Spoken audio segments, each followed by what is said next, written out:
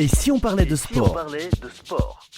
Une émission produite par Laurent Garnier avec le concours du comité départemental olympique et sportif de Haute-Garonne. Bonjour à toutes et à tous et très heureux de vous accueillir pour cette 34e émission de Si on parlait de sport. Avec Pauline Gaston-Conduit, nous allons avoir le plaisir de vous parler de sport, mais surtout de donner la parole à ceux qui font le sport. Bonjour Pauline. Bonjour Laurent. Bonjour à Brigitte Linder et son équipe du comité départemental olympique et sportif de Haute-Garonne, à Clara, Norbert et Nils qui nous font confiance et nous accompagnent pour la réalisation de cette émission. Pour cette 34e émission, nous accueillons Fabien Colvé, président commission camion à la Fédération française de sport automobile, Michel Vergne, président Ligue Occitanie automobile, Jordan Berfa, pilote de rallye lors du rallye de Monte-Carlo numéro 53 Hyundai RC2, champion de France des rallyes Terre 2017, Didier Don, coach professionnel, et Bernard Pujol, chroniqueur et membre du comité directeur de rugby de Haute-Garonne. Bonjour à tous et bienvenue dans cette émission. Et Pauline, au sommaire de cette émission, direction l'Arabie Saoudite et ses paysages, ses terrains variés, ses déserts, ses montagnes, ses dunes et ses pistes rocailleuses pour une course d'orientation d'un autre genre, puisque nous rejoindrons la 46e édition du Dakar, le plus grand rallye raid du monde. Auto, moto, camions s'affrontent depuis 1978, mettant à l'épreuve la résistance physique et la compétence technique des concurrents. Les défis du Dakar vont au-delà de la simple vitesse, mettant également l'accent sur la navigation, l'endurance et la gestion des ressources. En deuxième mi-temps, changement de décor, de température et de véhicule. Nous vous donnons rendez-vous avec l'une des plus grandes compétitions mondiales de course automobile, le Rallye Monte-Carlo, épreuve du championnat du monde créé en 1911. Mais avant le coup d'envoi de cette 34e émission, on place à l'avant-match et aux principaux résultats sportifs de la semaine. Et si on parlait de sport avant match ? Et avec les principaux résultats sportifs de la semaine, et ils sont riches, Pauline. Oui Laurent, on va débuter avec les Jeux Olympiques de la jeunesse qui ont lieu à Gangwon en Corée du Sud, où Antoine Guy a marqué Gangwon 2024 de son empreinte en remportant 3 médailles d'or et une d'argent en biathlon. En ski cross, Coupe du Monde à Saint-Maurice en Suisse, le Français Yuri Duplessis-Kergoma a signé son 3e podium de l'hiver en ski cross. En ski alpinisme, Coupe du Monde à Boitol en Espagne, Emilia Ropp et Thibaut Anselmet ont remporté samedi les 2 épreuves en sprint, discipline olympique en 2026. En ski freestyle, X-Games à Aspen aux États-Unis, comme en 2022, la Française Tess Ledieu, qui a 22 ans, a remporté les épreuves de Big Air et de Slopestyle des X-Games d'Aspen, le plus grand événement de la saison en l'absence des JO et des mondiaux. En ski de vitesse, c'est la Coupe du Monde à Var. En France, le Français Simon Billy a pris la 2e place de la Coupe du Monde de Var samedi avec une pointe mesurée à 214 km/h, quand sa compatriote Cléa Martinez est également montée sur le podium, 2e aussi en 216 km/h. Va falloir t'accrocher, Pauline, pour la rattraper. En ski alpin, Coupe du Monde à Schladming en Autriche, le champion olympique Clément Noël a pris la 3e place sur le slalom de la Planète mercredi soir. En Coupe du Monde, et là à Garmisch-Partenkirchen en Allemagne, le Français Neil Lagrelle s'est imposé samedi sur le Super G à 30 ans. Il tient son premier succès en Coupe du Monde, un bon doublé pour nos Français. Toujours en ski, cette fois c'est du ski de fond, Coupe du Monde à Goms en Suisse. Après Lucas Chanava, 2e du sprint samedi, Jules Lapierre a confirmé le beau week-end des Bleus à Goms en décrochant la 3e place du 20 km mass start style libre. Et on continue dans les bons résultats pour nos Français. Ce coup-ci, on rajoute un fusil. Biathlon, champion d'Europe à Bresno-Horsbli. En Slovaquie, Antonin Guigona a pris la médaille d'or sur le sprint vendredi et a décroché la 3e place de la poursuite samedi. Et chez les femmes, en poursuite, Océane Michelon a livré une très belle prestation pour aller chercher la médaille de bronze. En tennis de table, cette fois, et le circuit WTT Star Contender de Goa en Inde, le prodige français du tennis de table Félix Lebrun a décroché son 2e titre sur le circuit WTT. Il a dominé le Brésilien Hugo Calderano en finale 4-2. Et on passe au Grand Chelem, l'Open d'Australie, donc qui se déroulait ce week-end avec la finale. Chez les femmes, c'est la Biélorusse Arina Sabalenka, 2e mondiale, qui a conservé son titre, trop forte pour la chinoise Qinwen Zhang, qui n'a pas pu s'installer dans cette finale. 6-3, 6-2. Chez les hommes, pas de Djokovic, pas de Medvedev, c'est l'Italien Yannick Sinner qui remporte son premier Grand Chelem. Mené 2 manches à rien, il a renversé Daniil Medvedev pour remporter la finale. 6-3, 6-3, 6-4, 6-4, 6-3. Passons au golf avec le PGA Tour, le Farmers Insurance Open de San Diego. Exploit historique pour le golf français. vu que Mathieu Pavon est le premier Français à s'imposer sur PGA Tour. Jamais un golfeur français n'était sorti victorieux d'un tournoi sur le prestigieux circuit américain avec un score de moins de 13. Il devance quelques-uns des meilleurs mondiaux. Ça va faire plaisir à Véronique Branover que l'on salue. On va donc passer au basket Euroleague femmes. Vinolda s'est incliné contre Basketland 80-71. Dans l'autre groupe, l'Asvel s'est imposé pour l'honneur à Lublin en Pologne 85-76. C'était la Coupe d'Europe pour les femmes, l'Euroleague. Et l'Euroleague homme, Monaco s'impose sur le fil à Istanbul face à Anadolu Elf 80-78. Et l'Asvel s'impose sur le parquet du Bayern de Munich 76-64. Et parlons du handball. Parlons du handball, justement. Et oui, avec les championnats d'Europe, l'équipe de France, championne olympique, a battu le Danemark. On a gagné. Champion du monde 33-31 après prolongation en finale du championnat d'Europe dimanche à l'Access Arena à Cologne en Allemagne. Au bout d'un match accroché, les Français sont champions d'Europe pour la 4e fois de leur histoire. Les Suédois, vainqueurs de l'Allemagne dans le match pour la 3e place, 34-31, ont décroché leur billet pour les Jeux de Paris. Et vous savez qui était dedans, Pauline? Le seul joueur qui a fait les 4 épreuves, Karabatic. qui a gagné. Voilà, Nicolas Karabatic qui a gagné les 4 épreuves et qui était présent sur le terrain. Bravo à lui. En volley, on passe au Marmara Spike League.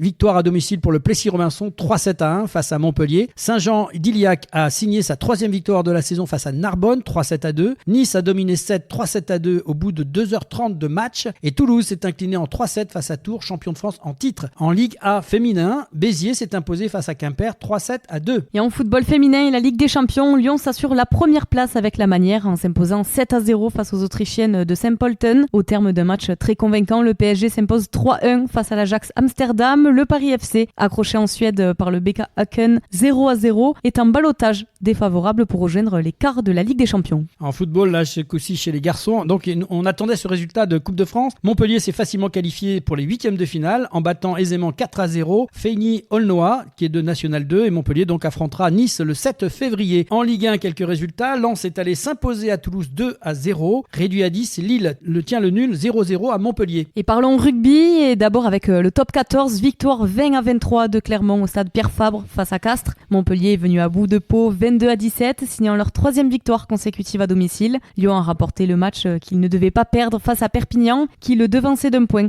au coup d'envoi. Toulouse s'est imposé 27-20 au Racing 92, créant l'exploit de faire tomber le leader du top 14. Et en Pro D2, Béziers a aisément disposé d'Agen, 44-25. Colomiers n'a pas été inquiété par une équipe de Rouen et l'a emporté 38-10 avec le bonus offensif. Et Montauban s'est imposé dans la douleur, 16-14 face à Soyaux Angoulême. Et en auto, donc pour finir ces résultats, le rallye Monte-Carlo, on va en parler de quelques instants, avec le Belge Thierry Neuville sur Hyundai qui s'est imposé dimanche sur le rallye Monte-Carlo, son 2e succès à Monaco après 2020. Le Belge qui signe le Grand Chelem avec 30 points a devancé le Français Sébastien Ogier sur Toyota de 16 secondes et Elphine Evans aussi sur Toyota de 45 secondes. Belle 5e place aussi pour le Français Adrien Fourmeau sur Ford MP Sport pour son retour dans la catégorie Rennes. Merci Laurent pour ces résultats. Tout de suite, nous retrouvons notre chronique spéciale Jeux Olympiques Paris 2024.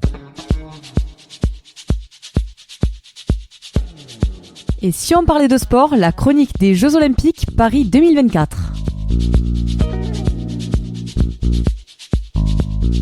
Chaque semaine, nous vous proposons de revisiter l'histoire des Jeux Olympiques, ses origines, ses valeurs, ses champions, son palmarès avec notre chronique spéciale Jeux Olympiques Paris 2024 en compagnie de Bernard Pujol et Laurent Garnier. Bonjour à tous les deux. Bonjour Pauline. Bonjour. Alors pour cette nouvelle chronique, voici un aperçu des origines et des faits saillants de cette période de 1900 à 1924 qui ont été marqués par des développements importants tant sur le plan organisationnel que sur le plan sportif. Est-ce que vous pouvez nous parler des Jeux Olympiques de 1900 qui se sont déroulés à Paris ? Avec grand plaisir. Les deuxièmes Jeux Olympiques de l'ère moderne se sont déroulés à Paris en 1900. Ils ont eu lieu dans le cadre de l'exposition universelle, nous l'avions déjà repris sur les chroniques avant, ce qui a conduit une organisation complexe et une programmation étendue sur plusieurs mois. Ces Jeux ont attiré un grand nombre d'athlètes de diverses disciplines et certaines compétitions ont été intégrées à des événements sportifs déjà existants lors de l'exposition. Sur le plan sportif, on retiendra les performances de l'athlète américain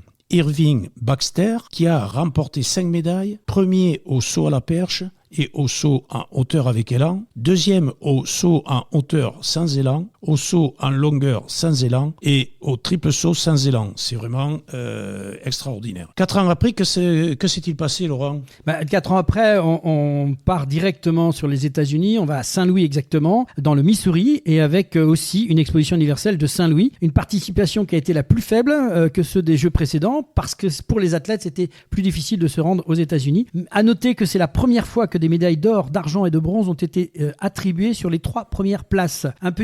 Petite anecdote importante sur le plan sportif, l'Américain sprinter de poche de 1m65 Archie Ann remporte le 200 mètres et ajoute à sa collection le 60 et le 100 mètres. Il fut l'un des premiers athlètes à recevoir une médaille olympique. Et alors après, 4 ans plus tard, on se retrouve de l'autre côté, à nouveau de l'Atlantique. Et oui, c'est à Londres en 1908 que vont se dérouler les Jeux Olympiques. Alors il faut savoir qu'ils ont été initialement attribués à Rome, mais en raison de l'éruption du Vésuve en 1906, ils ont été transférés à Londres, au Royaume-Uni. Donc l'année 1908 a vu l'introduction de la cérémonie d'ouverture officielle avec les délégations qui défilaient derrière leur drapeau national. Des différents sportifs ont émaillé ces Jeux, notamment dans le domaine de l'athlétisme, ce qui a entraîné des changements de règles et des controverses. Et sur le plan sportif, au milieu de la foule, Dorando Pietri approche seul en tête du stade White City, arrivé du marathon.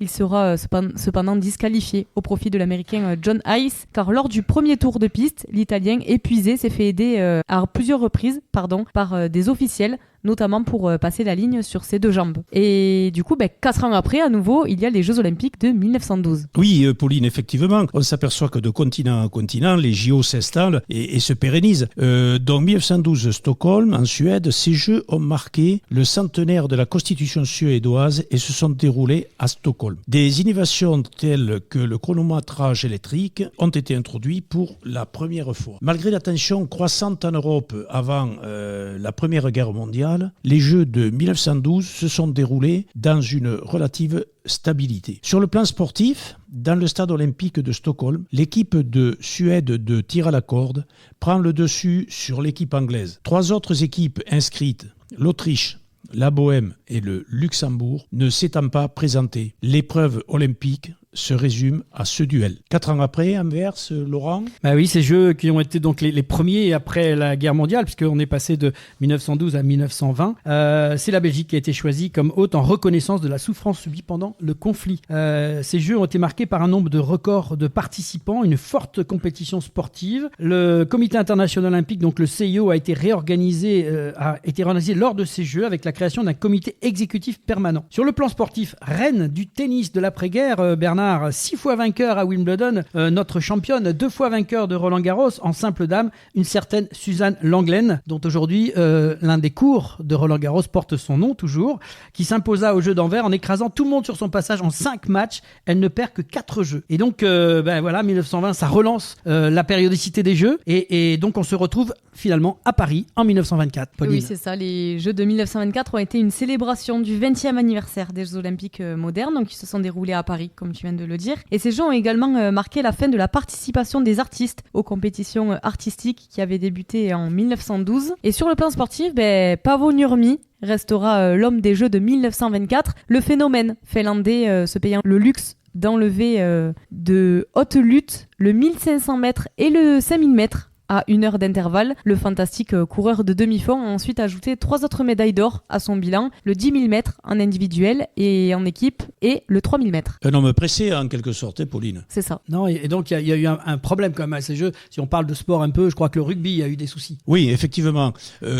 Pour dire et remarquer que l'esprit de l'olympisme et les organisateurs étaient effectivement très à cheval sur les principes de la vertu, de l'esprit, de la violence et de toutes ces qualités et valeurs. Et pour exemple, le rugby qui avait été invité dès 1908 pour 3 éditions, s'est vu éliminé pour cause de mauvais comportements et de violence lors de la finale contre les États-Unis. Ça avait été un match fourni de bagarres et pugilat et la sanction a été très forte puisque le rugby a été tout simplement éliminé pour ne revenir qu'après sa période de pénitence en 2016, mais cette fois-ci c'était à 7. Et justement, Bernard, ça fait une transition toute faite parce que c'est à l'occasion de ces Jeux que furent introduits le serment olympique et la flamme olympique. Effectivement, au nom des athlètes, et je lis effectivement le texte du serment. Nous promettons de participer à ces Jeux olympiques en respectant les règles et dans un esprit de fair play, d'inclusion et d'égalité. Ensemble, nous sommes solidaires et nous nous engageons dans le sport sans dopage, sans tricherie, sans aucune forme de discrimination. Nous le faisons pour l'honneur de nos équipes, dans le respect des principes fondamentaux de l'olympisme et pour rendre le monde meilleur grâce au sport. La semaine prochaine, retrouvez notre chronique spéciale Jeux Olympiques Paris 2024, 100 ans de Jeux Olympiques de 1924 à 1960. Et maintenant, place à la première mi-temps de cette émission. Et si on parlait de sport, avec nos invités Fabien Calvé, président commission camion à la Fédération française de sport automobile, et Michel Vergne, président Ligue Occitanie Automobile. Et si on parlait de sport, première mi-temps. Et retour dans l'émission, et si on parlait de sport, avec Fabien Calvet, président de la commission camion de la Fédération française de sport automobile, qui a participé au Dakar récemment. Et nous aurons aussi Michel Vergne, président de la Ligue Occitanie Automobile. Bonjour Fabien. Bonjour. Alors d'abord, merci d'avoir accepté cette invitation. Ça nous fait bien plaisir de pouvoir parler de cette épreuve magique qu'est le Dakar. Puisque tu rentres du Dakar, est-ce que tu peux nous dire d'abord quelques mots sur ta carrière de sportif et de dirigeant aujourd'hui ? Alors bon, moi j'étais auparavant pilote de camion, camion de course. Alors ça c'est assez peu commun. Aujourd'hui c'est mon fils qui a pris le... Tu as été champion de France, il paraît aussi. Ouais, tu as quelques titres. Plusieurs titres, oui. Ouais. 24 heures du Mans, fait des plays, un beau palmarès, mais que camion. Mais surtout mon histoire du Dakar, elle a été d'un point de vue direction, puisque j'étais pendant plus de 10 ans directeur de course de la catégorie camion au Dakar.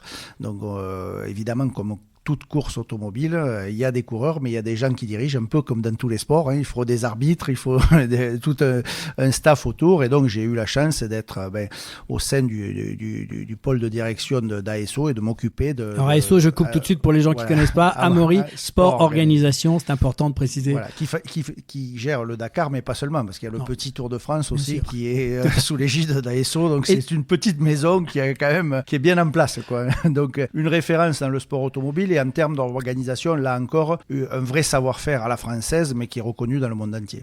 Alors, moi, j'aimerais, avec toi, qu'on revienne sur cette histoire du Dakar. Est-ce que tu peux nous donner quelques temps forts de l'histoire du Dakar ? L'histoire, elle commence avec Thierry Sabine. Alors, moi, j'étais tout petit, parce que même si j'ai 53 ans aujourd'hui, c'était en 77, donc j'étais pas bien vieux. C'était l'histoire de Thierry Sabine. On connaît un peu tous l'histoire. Il se perd dans le désert, et c'est là que lui vient cette idée. Naît ensuite le fameux Paris-Dakar, puisqu'on dit Paris-Dakar. Et là, les pionniers dans les années 78, 80 et tout ça, ils partaient vraiment avec, on se rappelle des frères Marot avec leurs 4L. Enfin, il y a eu des images marquantes. Et là, c'était l'aventure. On partait avec la boussole. On explique Paris-Dakar parce que ça partait du Trocadéro, de la place du Trocadéro. Et ça finissait au Lac Rose à Dakar. Donc bon, ça, c'est une grande étape. Alors, il y a eu l'étape Afrique. Alors, il y a eu l'après Thierry Sabine, parce que peut-être certains se souviennent de l'accident en 1986 qui a coûté la vie à Balavoine notamment, et à Thierry Sabine dans un accident d'hélicoptère. Après, le papa de Thierry Sabine a continué un temps jusqu'à ce que justement ASO reprenne l'affaire et en fasse une course mondialement connue. Parce que quand même à cette époque-là, les premières années, c'était un peu franco-français, c'était quand même pas à l'échelon mondial, et ASO en a fait une course reconnue à travers le monde entier, et qui est aujourd'hui la plus grosse course automobile, et surtout peut-être la plus dure, et toute catégorie confondue, parce que vous pouvez faire en moto, en quad, en SSV, ce sont des petits buggy, en voiture de course, on va en parler tout à l'heure. Enfin, il y a vraiment un panel large. Moi, je voudrais juste que les 3 périodes fortes du Dakar, pour resituer pour les auditeurs. Alors, l'Afrique, première, jusqu'en 2007. On a la dernière course qu'on a fait, puisque j'y étais à l'époque, j'étais à la direction des camions, c'était 2007. Et 2008, il y a eu l'annulation suite à des menaces terroristes, et le Quai d'Orsay avait interdit, enfin en tout cas déconseillé d'y aller, et ASO avait été obligé d'annuler l'édition, alors que nous étions au moment des contrôles, on était encore à Lisbonne, on était prêts à partir, tout le monde était dans les starting blocks, et là il a fallu annoncer cette nouvelle qui a été un gros coup dur, et tout le monde a dit le rallye va mourir, et grâce à la bienfaisance de certaines personnes, et surtout l'envie d'y aller, notamment Étienne Lavigne, David Castera qui est encore là aujourd'hui, des gens comme ça qui ont vraiment poussé pour rebondir, on est parti sur l'Amérique du Sud, et ça a été une grande aventure.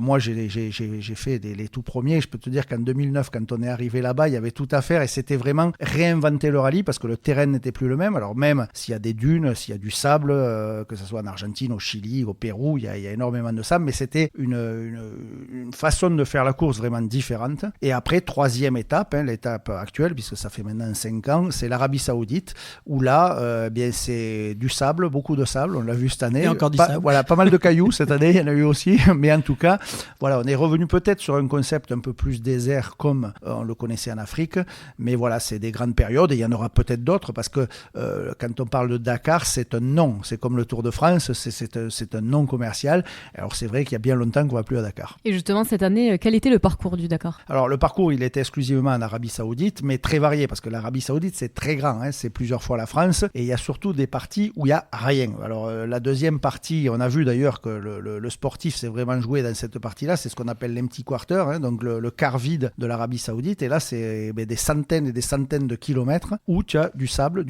et encore un peu de sable et tout peut se jouer parce que bon, le Dakar c'est quand même et avant tout des courses d'orientation puisqu'il y a quand même la navigation qui joue énormément et on a vu plein de rebondissements qui ont quand même bouleversé le classement général. Et est-ce que vous pouvez nous présenter la course Rallye Raid Dakar avec les différentes catégories qui existent ? Alors dans les catégories, voilà, la première c'est les motos et dans les motos il y a entre guillemets 2 catégories. On a ce qu'on appelle la malle moto. Alors c'est le gars, il part seul, sans assistance, sans rien, il a droit à une malle que l'organisation lui transporte tous les jours. Alors dans cette malle, il a sa tente, son duvet et quelques pièces pour réparer sa moto et entre guillemets, il se démerde.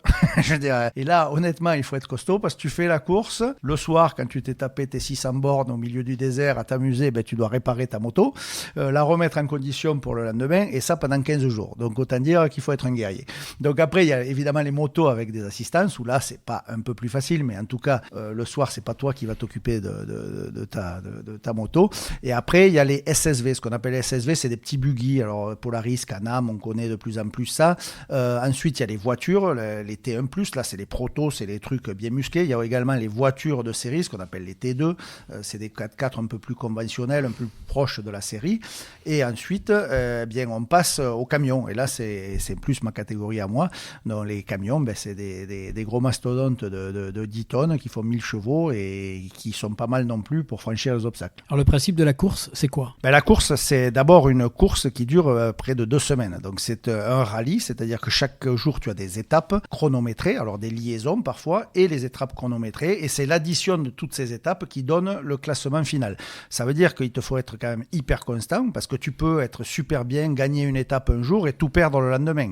Alors tout perdre parce que tu t'es perdu, tout perdre parce que tu es allé un peu trop vite et tu as cassé ta voiture, ta moto, ton camion. Il y a tellement d'éléments qui rentrent en jeu que ça en fait la course la plus difficile du monde. Parce que si on prend ou si on le compare par rapport à un rallye conventionnel qui se joue sur 2-3 jours, comme le rallye Monte-Carlo, comme des rallyes auxquels nous sommes habitués, c'est pareil, tu as des spéciales, mais ça dure 2 jours, 3 jours, 4 jours, mais pas 15 jours.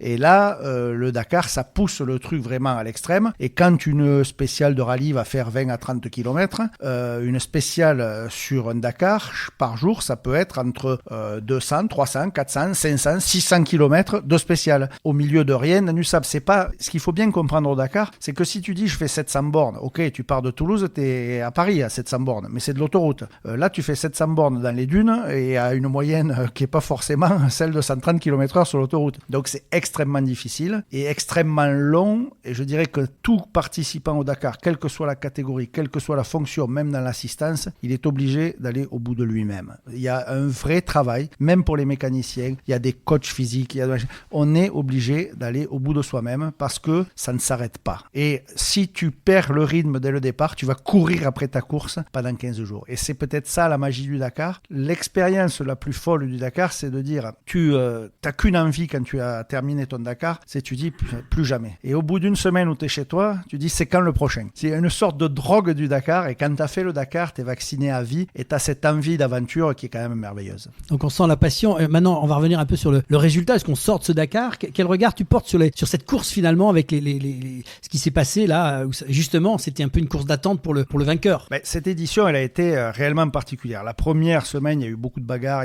Quelle que soit la catégorie, il y avait pas mal de suspense. C'est vrai qu'après, il y a eu des gros écarts. C'est même plutôt rare, hein, parce qu'on arrive à gagner parfois des Dakar. Là, je crois que l'année dernière, les motards, il y avait 40 secondes, un truc comme ça, entre le premier et le deuxième, ce qui est complètement fou. Après 4000 bornes de course, comment ils peuvent être à 40 secondes? Cette année, les écarts ont été quand même plus prononcés. Alors, en voiture, pour parler de ce que vous avez tous vu à la télé, hein, Loeb, Sainz, etc., c'est vrai que Sainz, il a fait une bonne première partie de course et après, il a géré sa course. Et on peut gagner un Dakar sans forcément même gagner des étapes. Lui, il a su très bien le faire. Il y avait une grosse équipe derrière. Le sport automobile, c'est un sport individuel, parce que quand on parle de sport co, on va dire, allez, le rugby, le football, le handball, bon, ça on connaît tous. Mais en vérité, le sport automobile, c'est un sport individuel, mais qui est très collectif, parce que sans ton mécano, ton copilote, ton équipe derrière, tu n'es rien. Donc en vérité, il y a une vraie équipe derrière qui est souvent dans l'ombre, hein, peut-être un peu plus que quand tu es au foot ou au rugby, mais le sport automobile, il y a une vraie équipe derrière et on ne gagne qu'en équipe. Et si on analyse les résultats de cette année, eh bien Audi, en tout cas pour les voitures, c'était les plus forts. Ils avaient des grands pilotes très structurés et ils ont été meilleurs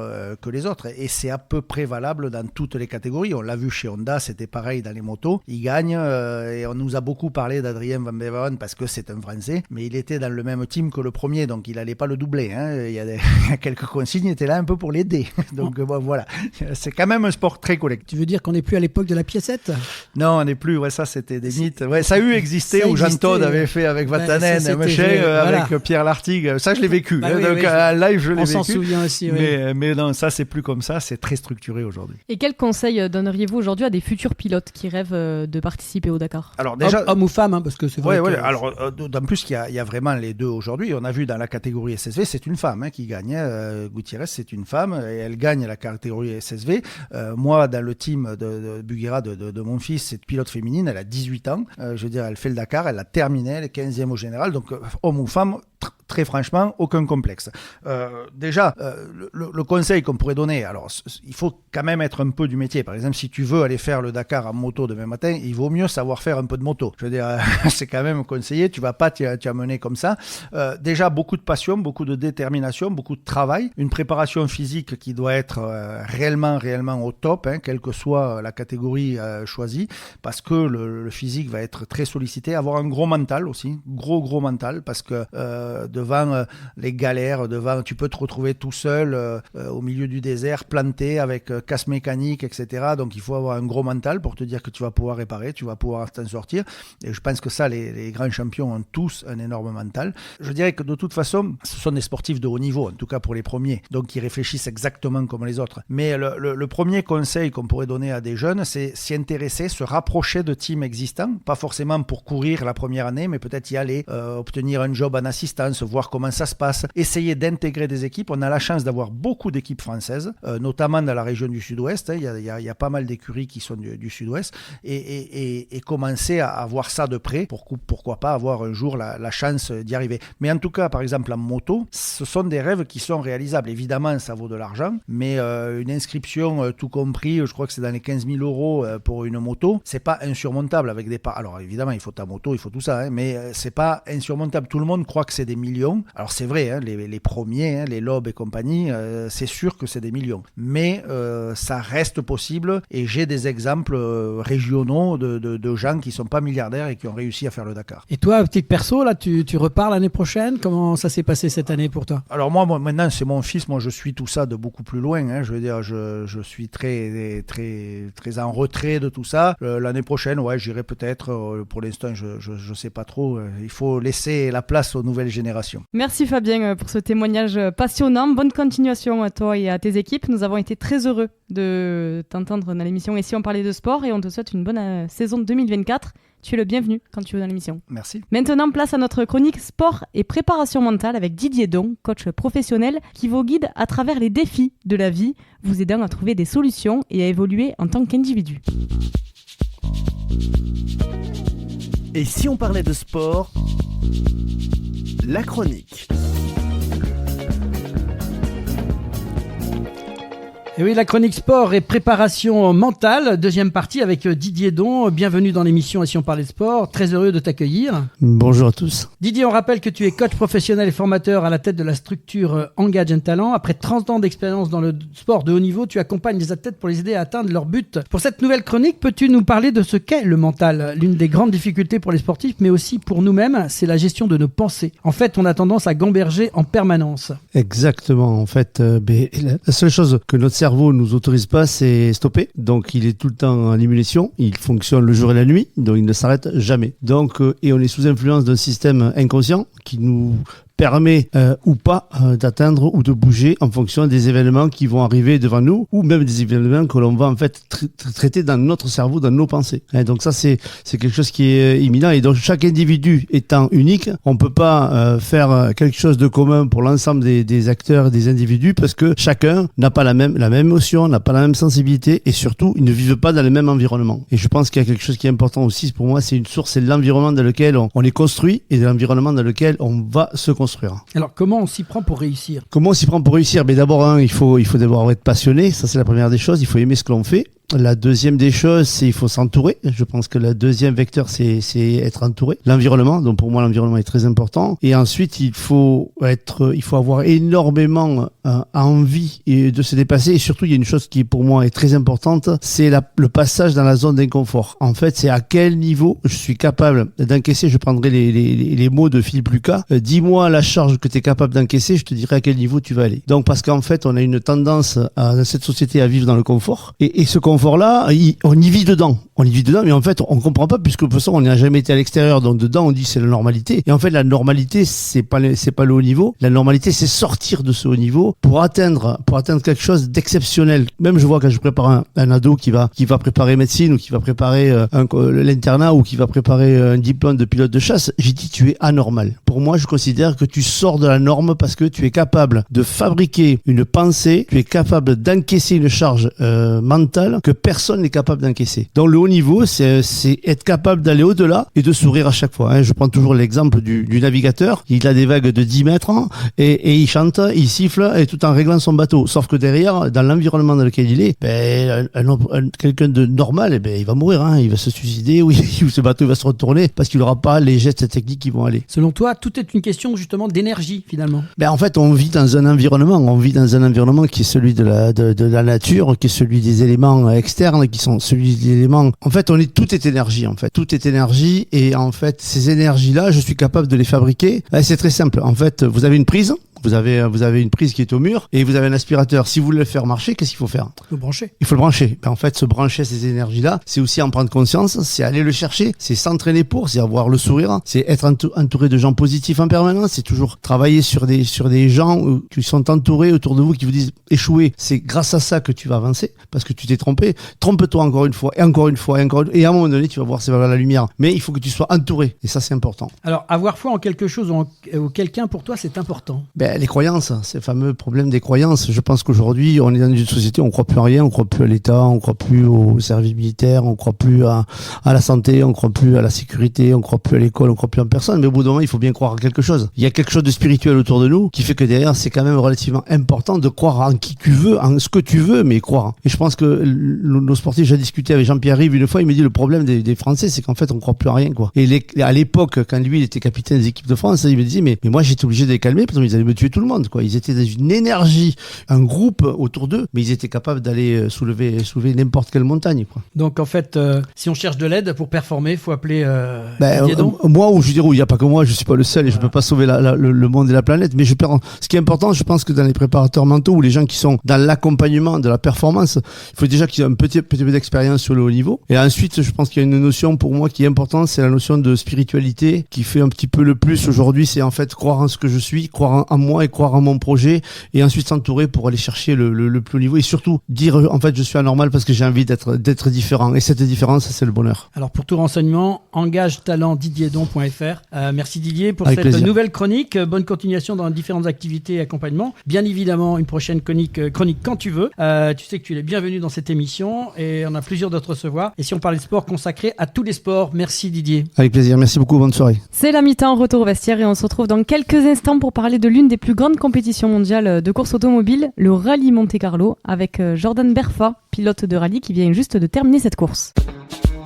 Et si on parlait de sport, mi-temps.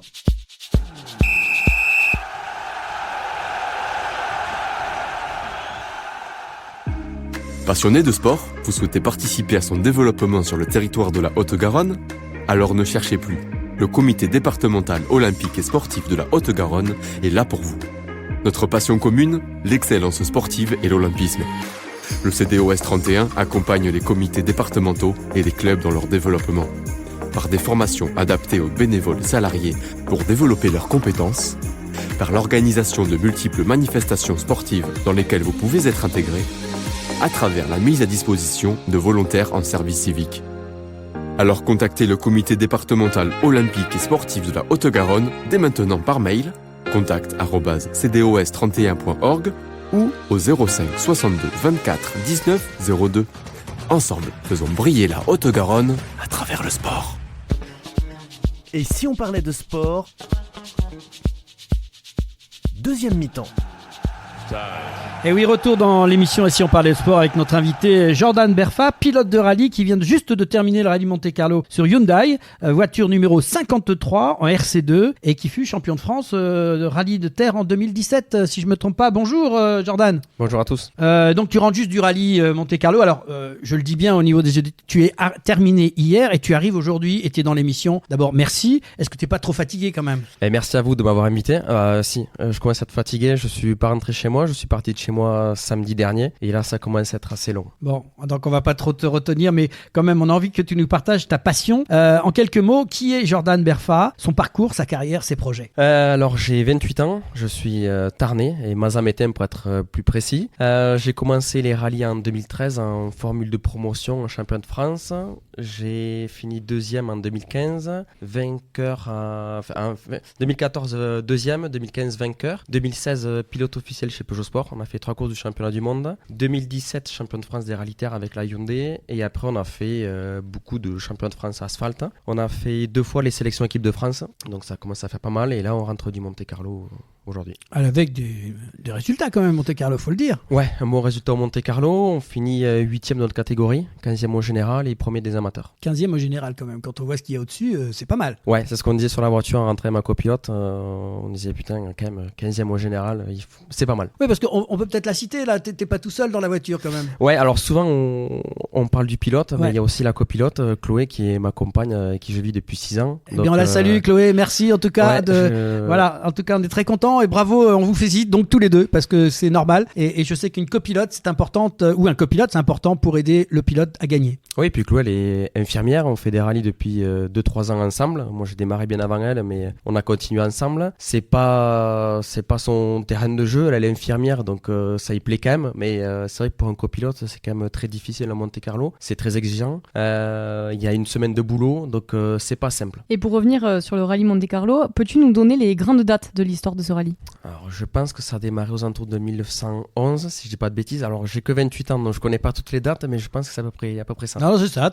Bonne réponse, on va dire. C'est ça, c'est en 1911 avec les dirigeants du club sport automobile et vélocipédique de Monaco, pour être exact. Voilà, et en fait, petite information pour les auditeurs, il faut savoir qu'à partir de 1924, c'est là réellement que le rallye Monte-Carlo a acquis une renommée internationale. 1924, nous sommes aujourd'hui 2024, fait 100 ans, sachant qu'il y a eu effectivement quelques arrêts avec cette guerre. Et est-ce que tu as un commentaire sur le parcours de cette année? Je sais que l'organisation a fait un effort pour partir dans les Hautes-Alpes pour essayer de récupérer de la neige. Ils ont tout fait pour. Alors malheureusement, ils ne travaillent pas à la météo, c'est pas eux qui font de la météo. Donc on n'a pas eu de neige, c'était le souhait de tout le monde. C'est le seul truc qui est dommage. Mais après, sinon, c'était un super parcours. Ils ont fait quelque chose d'exceptionnel. Il y avait beaucoup de monde, donc un très beau parcours. Alors ça partait d'où exactement et par où c'est parti? Comment, un petit peu les départements que vous avez traversés? On a passé 6 départements en 4 jours. On a démarré à Monaco. On a fait 2 spéciales qui nous ont menés à Gap. Et après Gap, vous avez tout ce qui est parc fermé, parc d'assistance, qui dure pendant 4 jours, et les spéciales tournent autour de Gap. Et pour le dernier jour, vous redescendez vers Monaco, et pour descendre vers Monaco, vous passez par Digne-les-Bains. Vous avez une spéciale Digne-les-Bains et la fameuse spéciale du col du Turini pour finir le rallye. Alors moi j'avais noté qu'il y avait 14 cols à franchir au cours de 17 spéciales qui étaient réparties donc sur 6 départements. C'est un rallye donc qui est bien évidemment géré par la FIA, donc la Fédération internationale automobile. Donc parti de Monaco, avant ça arrivait aussi, ça partait d'en haut, ça redescendait un petit peu aussi, c'était pas toujours... à la grande époque, vous avez un parcours de concentration, voilà, c'est ça. Vous avez pas mal de points en Europe, tout le monde partait de ces points et tout le monde se rejoignait à Monaco et le rallye démarrait vraiment à Monaco. Et vous avez fait le Turini aussi, dans la fameuse côte du Turini, c'est passé aussi cette année ? Ouais, la dernière spéciale c'était le col du Turini, donc vous démarrez à la Bologne-Vésubie et vous finissez sur le plateau du col du Turini. Pas de neige du tout ? Malheureusement pas du tout de neige. Pas comme à la grande époque où on recevait les boules de neige quand les voitures passaient, ça marchait pas. Non, tout ça c'est fini. Bon, j'espère pour eux qu'il y aura de la neige pour les années suivantes. Nous avons eu quelques parties de glace, quelques parties de givre parce que le matin ça démarrait très tôt. Donc au lever du soleil, souvent ça givre, mais sinon après ça a été clairement très sec. Alors justement sur ce parcours là dont tu nous parles, il y a eu effectivement des différences parce que quand on arrive sur un parcours où il y a un peu de glisse le matin et puis que ça sèche un peu, il y a des désavantages. Comment on gère ça ? Alors ce qu'il faut dire c'est que nous avons droit à des ouvreurs. Le rôle des ouvreurs c'est passer 2 heures avant la fermeture de la route. Ils ont mon ouvreur à mon cahier de notes et il doit marquer pour lui tout ce qui peut être un danger. Alors est-ce qu'il peut y avoir du givre, est-ce qu'il peut y avoir de la neige, est-ce que les premiers concurrents vont couper dans l'herbe, vont ramener de la boue sur la route. Donc tout ça il est censé me le marquer. D'ailleurs c'était très bien fait. Donc on a quand même pas mal d'informations. Alors ce qui est sûr c'est qu'on n'a pas les informations qu'on n'a pas, c'est que si lui passe 2 heures avant le premier, si nous on part une demi-heure après le premier, ça fait quand même un gros delta. Donc si entre temps le jour se lève il y a du givre, malheureusement ça il le sait pas, mais on a quand même beaucoup d'informations. Et alors comment ça se gère justement dans une voiture pour nos auditeurs avec le travail du copilote? Le travail du copilote, mais déjà ça démarre la semaine avant, donc déjà vous avez déjà la prise de notes, les reconnaissances qu'on appelle, qui durent 3 jours. Vous avez droit à 2 passages sur chaque spécial chronométré. Vous faites ça avec une voiture de tourisme, une voiture de tous les jours. Et après, quand vous avez fini ça, vous rentrez le soir, vous faites vos caméras qu'on appelle. Nos caméras, on filme nos reconnaissances, on visualise, voir si toutes les notes qu'on a prises sont correctes. Et après, vous avez le jour du rallye. Et là, le jour du rallye, ça se passe entre le pilote et le copilote. Il faut une extrême confiance de l'un à l'autre. Et après, dès que vous avez une bonne confiance, que vos notes sont bonnes, normalement, vous n'avez plus qu'à rouler. On a toujours donc ce fameux pressbook quand même. Il y a toujours ces notes quand même. Alors, vous avez toujours vos cahiers de notes. Et aussi, vous avez l'organisateur qui vous donne le roadbook qui sert à vous indiquer sur les liaisons. Et donc, comment ça se passe dans les annonces? Moi, quand on écoute, quand on a regardé un peu ce week-end, là, ça va très vite. Comment vous arrivez à vous comprendre? Comment ça se passe techniquement? Parce que ça va très très vite quand même. Oui, bien sûr, ça va très vite. Alors, ça se passe relativement très bien. Il y a beaucoup d'abréviations parce que si on est obligé de dire tout ce qu'on doit dire, il y a des choses qui sont pas possibles parce que le copilote ne peut pas tout débiter parce que à l'intérieur ça va beaucoup trop vite. Donc il y a des abréviations, il y a plein de choses comme ça. Mais après non, ça se passe extrêmement bien. Alors comme je vous dis, ce qui est le plus important dans la voiture, c'est surtout avoir la confiance de l'un à l'autre. Si votre copilote n'a pas confiance en vous, il va vous attendre, comme on dit, il va se mettre en retard. Vous serez pas bien, vous aurez l'autre qui arrivera en retard et après vous avez le risque de sortir de la route. Faut une synchronisation entre les deux. C'est-à-dire que l'annonce doit être faite, c'est-à-dire que c'est une annonce qui va dire on va freiner, on va accélérer, on va comment. Vous avez ça et vous avez aussi l'intonation du copilote. L'intonation du copilote, ou alors elle va être très forte parce que vous allez bientôt arriver dans un danger ou dans une partie de givre, ou alors l'intonation est tout à fait, on va dire, classique et là vous avez juste à dérouler. Écoute, bravo en tout cas pour ce petit témoignage, c'est important. En tout cas, nous, on a suivi ça un peu à l'antenne et vraiment, on a vibré un peu cette année, même si ça a manqué au niveau de la neige. Oui, et qui peut participer au Rallye Monte-Carlo et quelles sont les différentes catégories de voitures? Alors, tout le monde peut y participer. L'engagement du Monte-Carlo, c'est quand même moins cher que le Dakar. L'engagement du Monte-Carlo, c'est 4 000 € pour s'engager. Il y a moins de kilomètres aussi. Il y a moins de kilomètres, alors déjà ça dure que 4 jours. Voilà. Le Dakar c'est quasiment 15 jours. Et après tout le monde peut y participer. Les catégories, vous avez déjà les WRC1, tout ce qui est la catégorie de Sébastien Ogier, quand Sébastien Loeb le faisait aussi.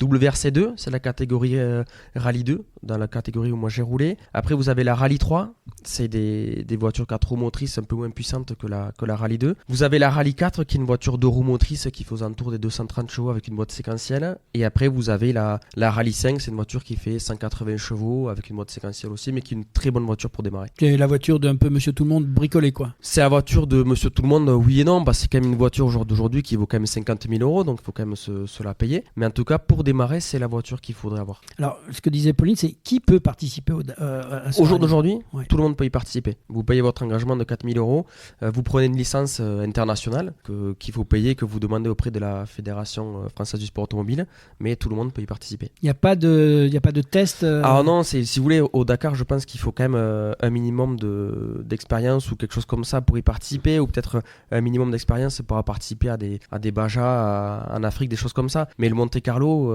vous arrivez, du moment où vous avez votre licence internationale, tout le monde peut y participer. Alors c'est sûr que si vous arrivez, que vous êtes peintre ou plaquiste toute la semaine, que vous vous intéressez pas du tout à ce sport et que vous connaissez pas du tout la glisse, la neige, le verglas, c'est un peu déconseillé, ou alors faut prendre des cours de conduite avant, je pense. Là, tu repeins ta voiture, quoi. Ouais, je pense qu'il vaut mieux prendre des cours de conduite avant ou vraiment s'y intéresser, parce que c'est quand même, alors c'est sûr c'est pas le Dakar, mais ce qui est compliqué c'est le grip au sol, parce que vous avez un énorme grip, quand il fait beau ça va très bien, vous passez d'un autre versant de montagne, c'est tout gelé, vous êtes à l'ombre. Ça n'a plus rien à voir. Et là, ça glisse. Et là, ça glisse. Après, vous avez le choix de pneumatiques qui est complètement différent. Il y a beaucoup de choses qui rentrent en jeu. Ouais. Alors, justement, on va parler un peu plus sport maintenant, puisqu'on a quand même vu une bonne bataille. Quel regard tu portes sur ces résultats de cette épreuve ? Ça a été encore assez fou, parce que Elfyn Evans a dominé les débats pendant 2 jours. Sébastien Ogier était derrière, était en retrait, pourtant il est chez lui. Thierry Neuville a fait une petite erreur, donc ça l'a mis un petit peu en arrière. Et puis après, Elfyn Evans a craqué, Neuville a été meilleur, Ogier a fait un gros coup aussi. Ça a été une bagarre exceptionnelle. Il me semble que le dernier jour, entre les deux premiers, il y a peut-être 2-3 secondes, je crois, au départ du dernier jour. Et Neuville a été exceptionnel. Il a monté le niveau et il a vraiment été très fort. Il y a 16 secondes entre le premier et le deuxième. Et 45 après... Je crois qu'au départ du dernier jour, je crois qu'il y a 2 ou 3 secondes. Et Neuville a été vraiment très fort. Mais sur la dernière étape, là, sur ce qu'ils annoncent, il termine avec 16 secondes. Ouais, donc c'est comme en 3 spéciales, Neuville a juste fait un écart de tout juste 10 secondes. Ouais. Le niveau, il est exceptionnel. Et alors, un petit peu en dessous, il y avait un autre Français aussi qui était là, qui a fait 5e. Tu connais un peu, Oui, Adrien Fourmont, que je connais très très bien, par contre son copilote, et on est souvent au téléphone ensemble.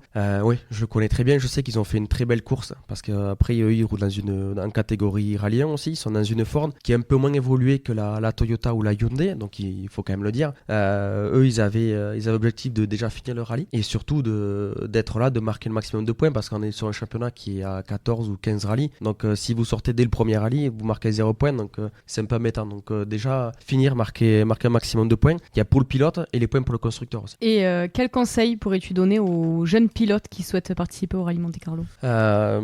C'est déjà, si vous pouvez aller voir le rallye au moins une fois, ça allez le voir comment ça se passe, parce que on dort pas beaucoup. À la télé, on vous montre de belles choses, mais l'envers du décor, c'est que nous, par exemple, le premier soir, en partant assez loin, on est allé au lit, c'était 2h15 du matin. Le réveil le matin était à 6h, donc on a fait une petite nuit. Après ça, vous faites votre journée de rallye. Vous avez des liaisons qui durent, alors des fois ça dure que 30 minutes, mais des fois ça dure jusqu'à 2 heures de liaison. Donc c'est un peu long de rouler à 90 avec le bruit de la voiture tout le long. Après, vous avez votre spécial à faire, vous avez plusieurs spéciales par jour à faire, et le soir, vous repartez au lit, bon là c'est 10h ou 11h, donc ça fait quand même des grosses nuits, donc des petites nuits, pardon. Donc déjà c'est aller voir le rallye, voir comment ça se passe, et après si vous aimez ça, il faut peut-être louer une petite voiture, une petite Rallye 5 et se lancer.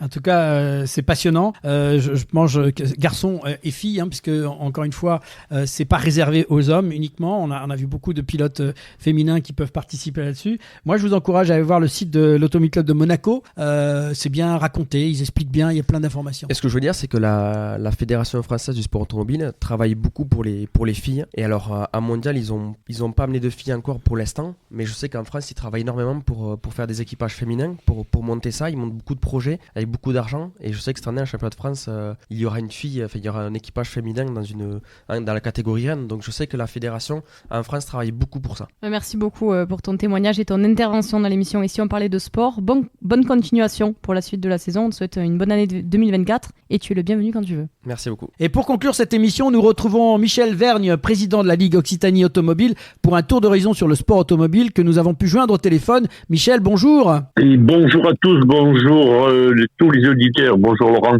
Voilà, donc Michel, on vient de voir avec Fabien l'aventure du Dakar et avec Jordan l'histoire d'une des plus grandes compétitions mondiales de course automobile, le rallye Monte-Carlo. Est-ce que tu as un petit commentaire pour compléter ces interventions sur ce gros week-end, sur cette semaine qui s'est passée et le Dakar? Alors je dirais que Fabien a eu beaucoup de chance de participer au Dakar. C'est réservé quand même à des élites fous de grands espaces et fous en totalité. Hein. Pour ce qui est de Jordan, qui a participé lui au rallye Monte-Carlo, ce qu'il vient de faire, c'est juste un exploit. Là aussi, se mélanger, se partager avec les grands, c'est se mesurer à l'élite, parce que le rallye de Monte-Carlo, c'est quand même la figure mondiale et la référence. Donc, Jordan s'est étalonné par rapport à ce qu'il savait faire et avec les grands, et je trouve que c'est juste magique, quoi. L'équipage Jordan, Berfa et Chloé Thomas ont réalisé ce week-end quelque chose qui nous fait rêver à tous.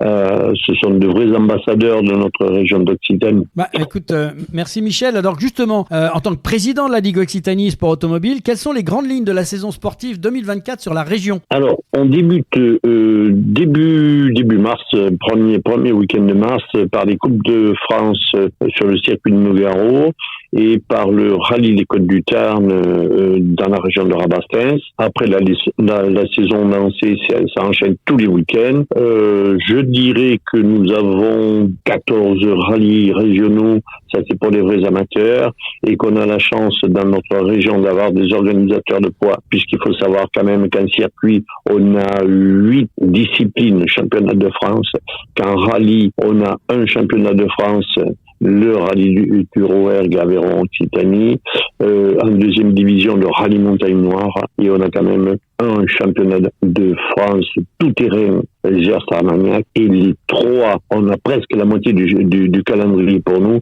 les trois championnats de France rallye terre avec le Terre d'Écosse, le Terre de Castines et le Terre de Cardabel. C'est assez exceptionnel pour une ligue régionale. Voilà. Et le championnat de France camion à Nogaro le 22 et 23 juin, mon cher Michel. Ne pas oublier le championnat de France camion.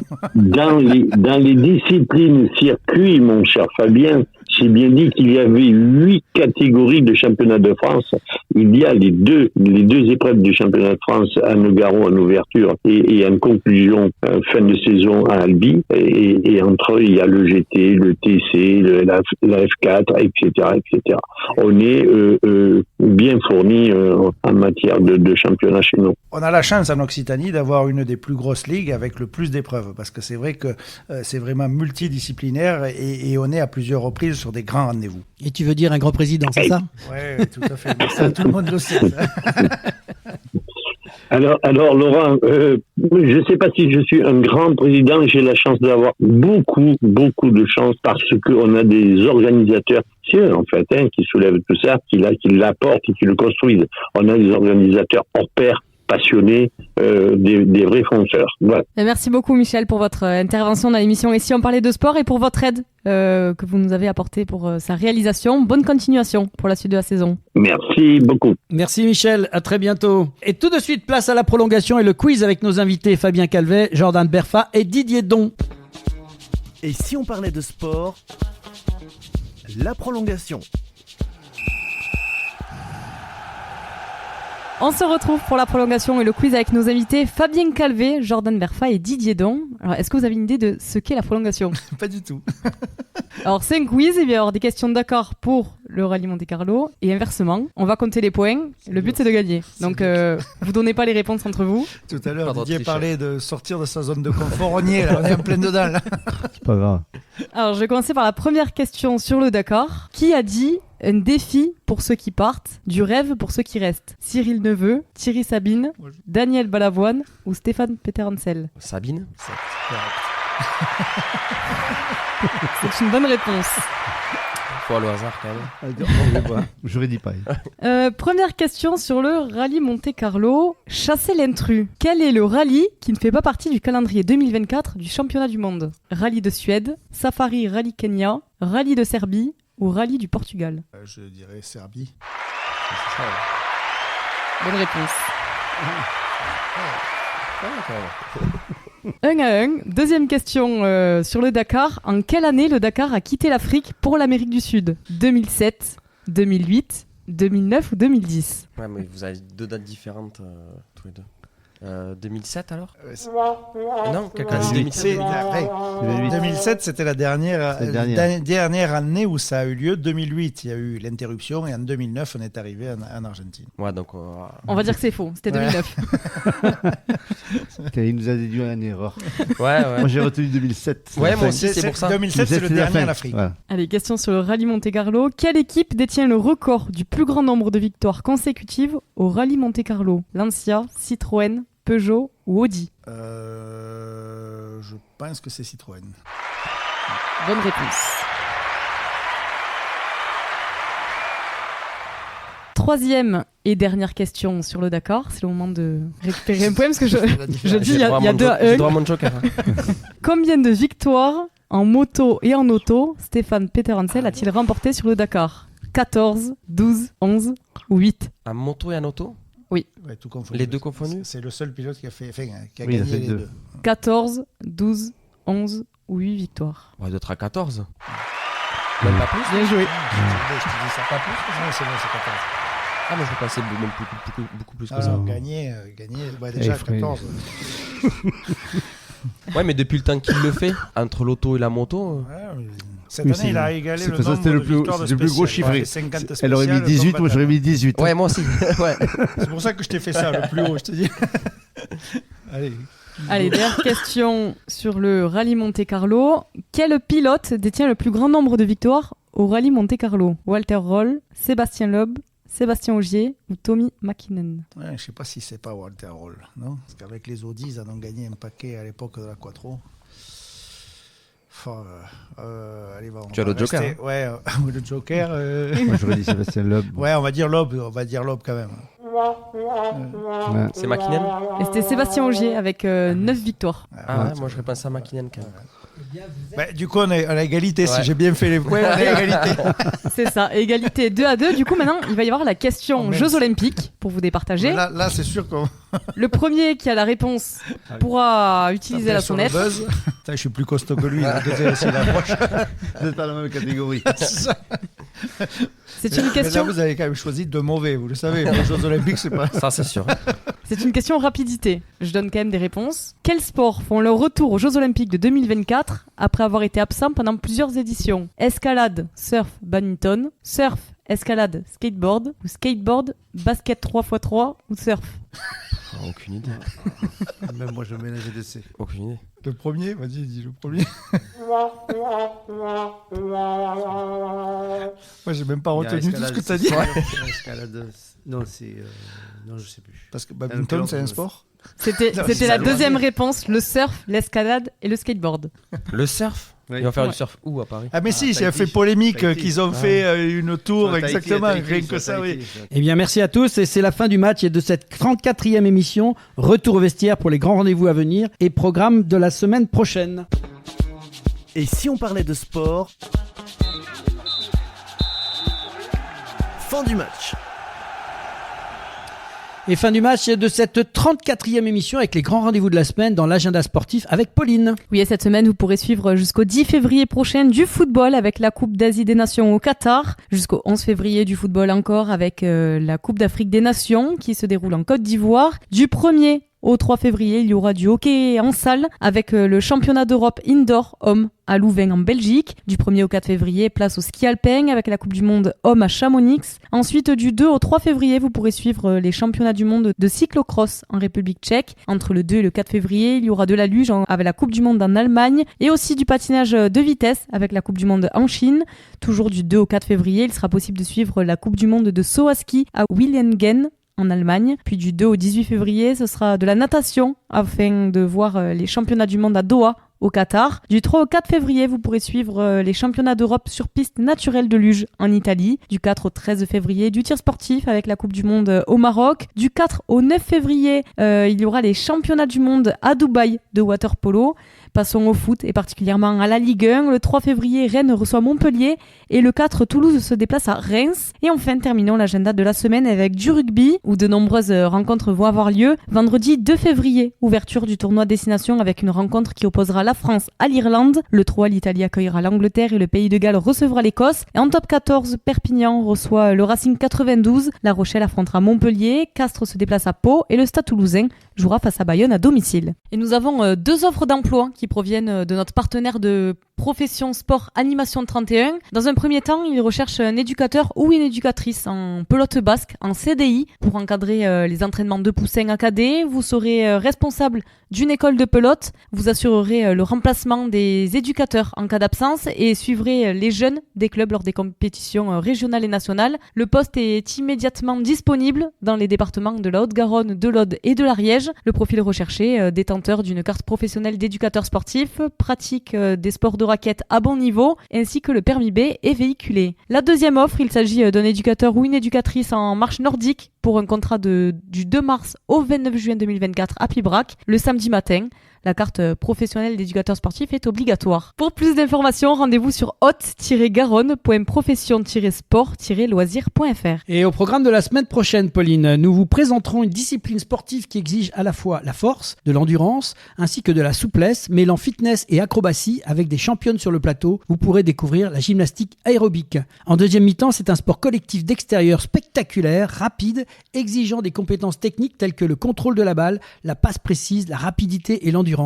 Il est très populaire dans de nombreuses régions du monde. Ce sport est également inclus au programme des Jeux Olympiques. Si j'ajoute qu'il se joue à l'aide d'une crosse, vous aurez compris que nous parlerons de hockey sur gazon. Pour en savoir plus, retrouvez-nous la semaine prochaine. Merci à Fabien Calvé, Jordan Berfa, Michel Vergne, Didier Don et Bernard Pujol. C'est la 34e émission de Et si on parlait de sport. Un très très grand merci à tous les internautes qui nous suivent de plus en plus nombreux. Continuez à nous écouter et à partager sur les réseaux. Merci à l'équipe du comité départemental olympique et sportif de Haute-Garonne et à Brigitte Linder, sa présidente, pour son aide précieuse à la réalisation de cette émission. Merci à l'équipe technique pour le formidable travail qu'elle réalise chaque semaine pour produire cette émission. Pauline Gaston-Conduite à l'animation radio et au montage son. Marin de Pintis au montage visio pour les plateformes podcast. Et Sébastien Couratin, notre partenaire informatique Samper Connect pour l'ensemble du suivi des réseaux informatiques, plateformes podcast, site internet et ses conseils avisés. Merci Pauline. Merci Laurent. Et on se retrouve la semaine prochaine pour une nouvelle aventure de Et si on parlait de sport la semaine prochaine.